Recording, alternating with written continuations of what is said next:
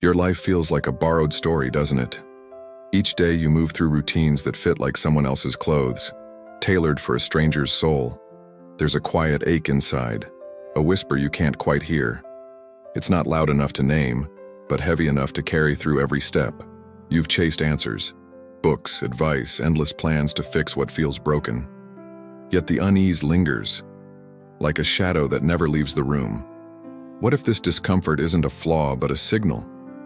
What if it's your soul begging you to stop walking a path that isn't yours? Carl Jung, a cartographer of the human psyche, believed we're all born with an inner compass.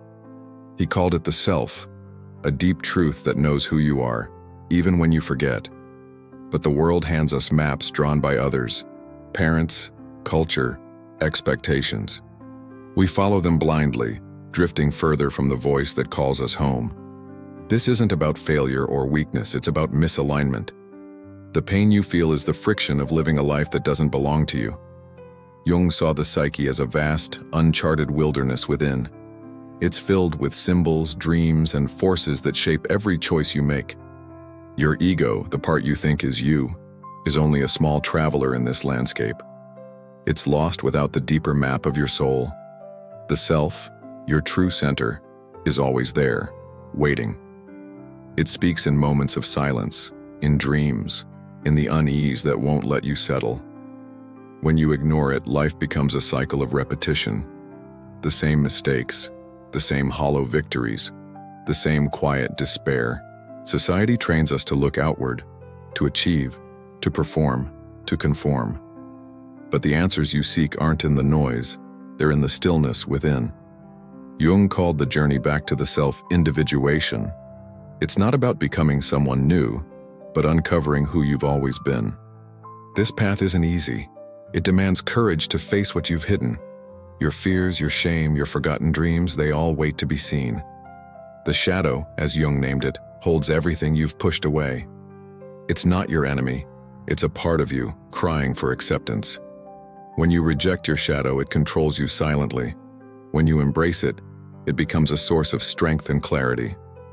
There's also the persona, the mask you wear to survive the world. It's useful, but clinging to it suffocates the truth beneath. Shedding this mask feels like losing yourself at first, but it's only by letting go that you find the self waiting underneath. Jung spoke of the anima and animus, inner forces of balance. They guide you toward wholeness if you learn to listen to their subtle calls. Ignoring them leads to distorted relationships, chasing ideals that don't fit. Integrating them brings harmony to your soul and your connections. Dreams are another tool, letters from your unconscious. They don't speak in logic, but in symbols, pointing to truths you've overlooked. A crumbling bridge in a dream might mean a belief that's failing you. A chasing figure could be a desire you've refused to acknowledge. Jung's technique of active imagination lets you meet these inner voices. Through writing or visualization, you dialogue with the parts of you that feel lost. This isn't fantasy. It's a bridge to the unconscious. It's a way to hear what your soul has been whispering all along. The modern world drowns out these whispers with noise. We're taught to hustle, to compete, to fill every moment with distraction. But your soul thrives in silence and pause. It's in these quiet spaces that you begin to hear its call, anxiety, exhaustion, that vague sense of wrongness. These aren't punishments. They're invitations to stop and look within. Jung saw symptoms as compasses, not curses. Each one points to a part of you that's been ignored, yearning for attention. You might feel stuck in patterns, relationships that collapse, goals that slip away. These cycles aren't random.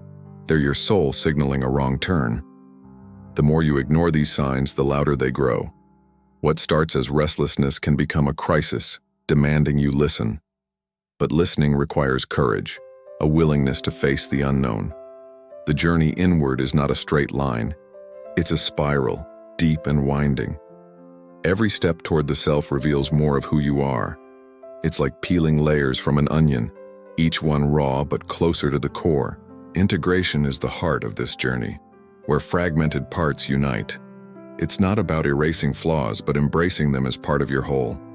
Jung said true healing comes from accepting all of you, light and dark, Only then does the war within you become a conversation. This doesn't mean perfection or an end to struggle. It means living with purpose, aligned with the truth of who you are. The self isn't a destination. It's a presence that grows stronger with each choice. Every time you listen, you become more whole. Relationships change when you walk this path. You stop seeking in others what only you can find within. Your work, your creativity, your daily life, they all take on new meaning. They become expressions of your soul, not just tasks to complete. Jung believed the self is always calling, even in your darkest moments. It's the spark that refuses to let you give up. This call can feel like pain, but it's also hope. It's proof that something within you still believes in who you can become. The world will keep pulling you outward, demanding you conform. But your soul will keep whispering, urging you to turn inward. Every crisis, every doubt, every moment of longing is a doorway. Step through and you'll find the path that's always been yours. This journey isn't about fixing what's broken. It's about remembering what's whole. You're not lost. You're just learning to read your own map. What would happen if you trusted that quiet voice within? What might your life become if you followed its call just once?